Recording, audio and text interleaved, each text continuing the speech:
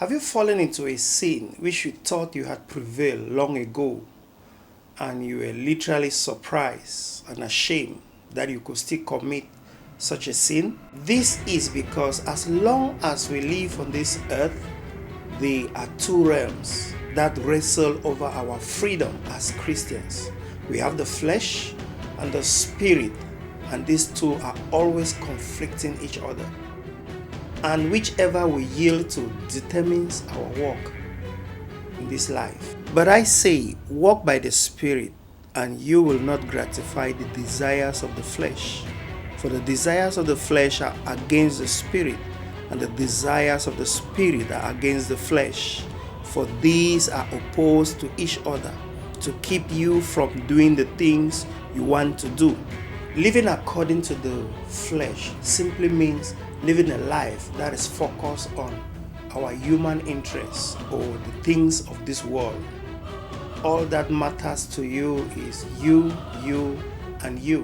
What you like, what makes you happy, what makes you elevated, what makes you proud, what makes you desired, and so on.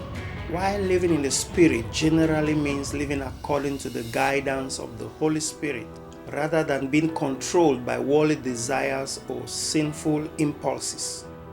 Now, although living according to the flesh is not synonymous to living in sin, sin is always as a result of living according to the flesh.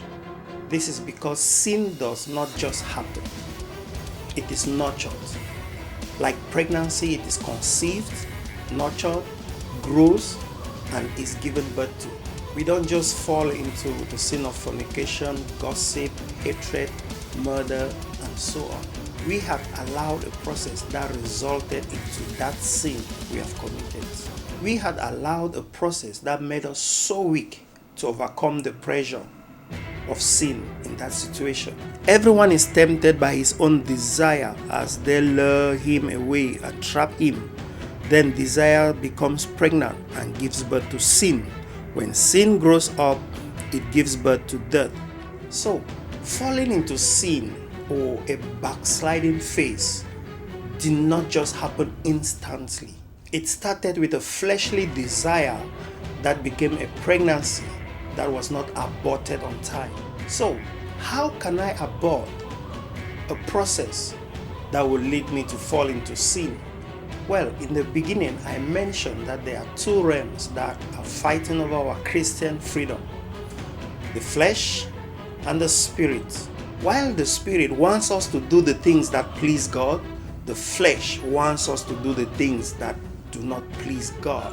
And our five senses, what we see, what we hear, what we taste, what we smell, or what we feel, are usually the window or the open door through which these realms gain access to dominate our lives, especially the flesh.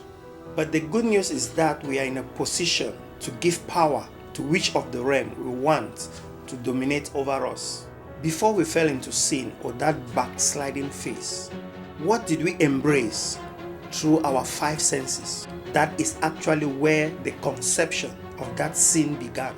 Before we found ourselves in that sin, lusting after that man or that woman, hating that person, gossiping, telling lies, what kind of sin did we welcome with our eyes? Be it a movie, be it an image. What kind of noise did we embrace with our ears? Be it a music, be it a conversation. What did we expose our five senses to? So, the content of whatsoever we embrace with our five senses is either feeding the flesh or feeding the spirit. You want to walk according to the spirit and not the flesh? Feed your five senses with the things of God. If you must watch a movie, watch a gospel movie. If you must listen to music, listen to gospel music. If you must entertain gatherings or fellowship, let it be God-fearing or let it be Christ-centered, and your spirit will grow and dominate your flesh, and the flesh will go weaker and weaker every day, and you will find yourself walking according to the spirit and not the flesh. This explains why fasting is one of the most effective tools to kill the flesh and boost the spirit. When we fast, the flesh is deprived of food, deprived of leisure, deprived of rest, and the spirit is fed with the word through messages, through meditation, through worship, and so on. But let's not forget, this walk is a daily walk till Christ comes again. So, daily, choose to feed the spirit and kill the flesh. Join us in spreading the life-changing power of the gospel. If you're in need of prayer, a listening ear, or a Bible study companion, we've got you covered. Check the numbers on your screen. Thank you for tuning in today. Stay connected with us for more faith-filled content, and don't forget to hit subscribe so you never miss an episode of Go and Multiply. See you next time. Keep shining for Christ.